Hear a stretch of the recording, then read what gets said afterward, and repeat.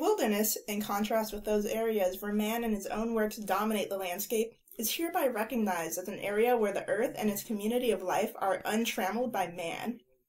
These are the words of the 1964 Wilderness Act, which defines wilderness in a way that is prominent throughout Western culture and policymaking. Do these words truly describe the reality of wilderness? Or is wilderness a concept that can even be defined? These are the questions that we're going to be exploring during this podcast. We'd like to start off with saying what each of our own personal experiences with wilderness have been. I'm Becky, by the way. I'm Haley. And I'm Sahara. So, my personal experience with wilderness, I grew up in the Sonoran Desert in Tucson, and I was a super outdoors kid. Like, I loved running around outside, and I rode a lot of horses, which involved kind of running around in the desert, and just being outside all the time under the sun. And my parents took me out camping quite a lot as well, to places like Mount Lemmon and Mount Graham. Saw some cool national parks. So I felt like I was always very connected to wilderness, whatever that might be, when I was a kid. I live in Battleground, Washington, it's in between the Gifford-Pinchot National Forest and Vancouver, Washington, and then the more south you go, it gets more and more urban until it turns into Portland, and the more north you go, it gets more and more forest until you reach Mount St. Helens. And so I lived in a very rural town growing up, and it's been slowly urbanized ever since I've been growing up. And I've always watched the city get more urbanized as I grew up and hated the city creep coming in. And so I was hoping for something that was untouched nature, which is something that we're going to be talking about. So that's my experience with the idea of wilderness.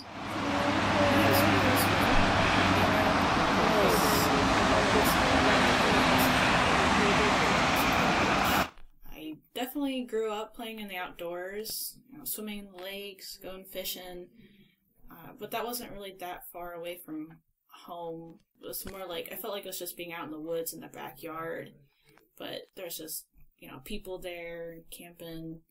It wasn't until I went into the outdoor program as a trip leader where I went to Mount Hood and felt like I was really in like a remote place with the big Douglas fir trees, and you can actually hear the quiet. Didn't have to hear the sound of the road and the cars passing by. And so I felt like that was when I really felt like I was in a wilderness place. So you said that wilderness to you was where you were in some sort of remote place away from people. Which, isn't that kind of similar to the ideas of Ralph Waldo Emerson, Henry David Thoreau, and John Muir? Yeah, Emerson, Thoreau, and Muir all believed in preserving tracts of the natural landscape to be kept wild, to be left untamed by humans and their development. So they believed in a wilderness as being untouched by humans, and to be untouched, these natural spaces were pristine? Yeah, and their ideas from the mid-1800s then shaped how wilderness is defined today, at least in the U.S. with regards to land management. Muir was especially influential of the three. It's inspired by Thoreau and Emerson. John Muir went on to inspire thousands of Americans with his writings. Then their ideas of wilderness and the preservation of it became part of the language of the Wilderness Act of 1964. And now here in the U.S., we have our wilderness spaces like that of the National Park System because of Muir, Emerson, and Thoreau. Yeah, between Muir being credited to the creation of the National Park System and the legal language of the Wilderness Act, we have tracts of land that are defined as wilderness.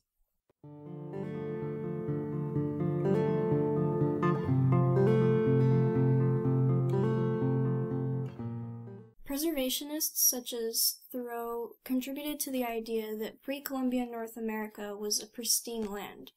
But when these authors were actually viewing the landscape in the 1800s or early 1900s, Native American populations had decreased so much that they actually didn't really see the way that Native Americans had shaped the land.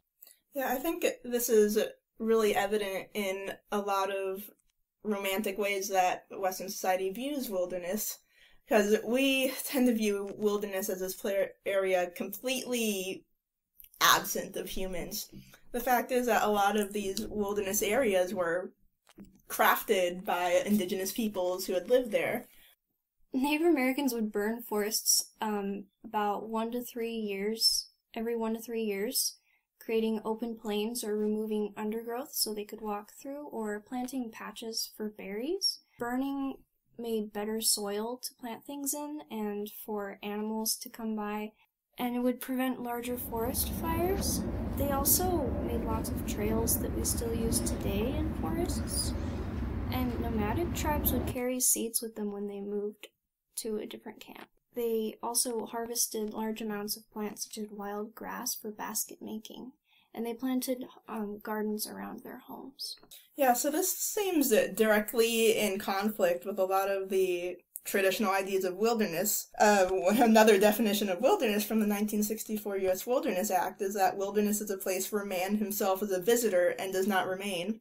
This seems in direct conflict with reality, as you just said. All these practices that Native Americans would use in order to continue living and take care of the environment which they lived in. Yeah, since we hear so much about the ideas of the preservationists, I think we tend to view the land that Native Americans have been living on for thousands of years as something that doesn't involve humans. There's a quote in the reading by Luther Standing Bear in 1933, and he said, "We did not think of the great open plains, the beautiful rolling hills, and winding streams as wild. Not until the hairy man from the east came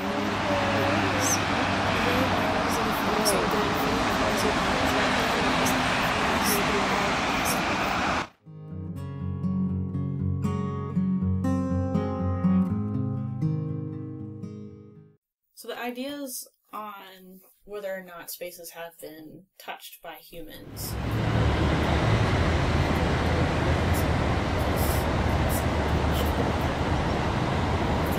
The places that are meant to be preserved, our national parks, for example. Those have parking lots, trails. They have signs and interpretive information. Plenty of visitors that are going there. Even the experience of backpacking, you're going to come across people, especially on a very popular trail, and there's impacts there when you're trying to find camp and do cooking and things like that. Along with that, thinking about those spaces, the national parks is like a garden in itself. And we're creating these national parks and creating these boundary lines saying that's a preserve, that's wilderness, even though those are like arbitrary tracks that we created. And we can go into more on how there's other ways that we've impacted the environment through the actions that we have on like climate change. No matter what, we are managing the landscape one way or another and have been for thousands of years, and as we are, continue to do so. The point is that we never had a wilderness because for thousands and thousands of years, plants and animals have been taken care of by humans. They've always been controlled by humans. The things that we know of as wilderness, like you can't go out and find a wilderness.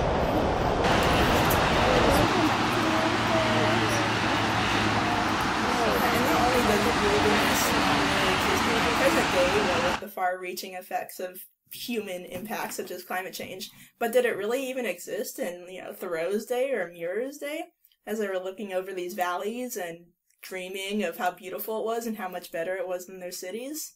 It was really just a flawed view of reality and thinking that humans were never a part of this. Yeah, humans are an animal. Yeah, and I think that can be really harmful towards integrating humans in nature, creating human understanding for nature, instead of saying, this is nature and you're not allowed there, and we have to protect nature from humans. Perhaps that really just alienates people who would otherwise be stewards of nature, and being like, oh, I don't belong there, I'm not an environmentalist, I can't care for nature. Yeah, I agree that defining wilderness in that way can alienate people from connecting with nature. For instance, according to a 2017 NPS survey, 78% of visitors were white, and there was another report from the Outdoor Industry Foundation found only 34% of African Americans participate in outdoor activities. So these numbers can be due to how we define wilderness being in these remote places, many miles away from the city. That distance poses barriers to people, especially those who are low income. And then there's a cultural component of who belongs in those spaces, as you touched on earlier. If you only see a certain group of people, say those who are white, young, fit, and affluent, the stereotypes you see in like outdoor magazines can be reflected in the actual spaces. If you don't include yourself in that group of people, then you'll most likely not go to these spaces and you'll miss out on the benefits of being outside, connecting with nature. There are studies about the health benefits of being outside, like improved mood, decreased cortisol levels, rapid stress, and lowering depression. And so, yeah, it's important that expand on our definition of wilderness so that we aren't alienating these people, but are including as many people as we can so we can all enjoy these benefits. Your only example of an environmentalist is someone like Henry David Thoreau or John Muir, and you don't see yourself in that. How are you going to know that nature is a place that you're welcome in?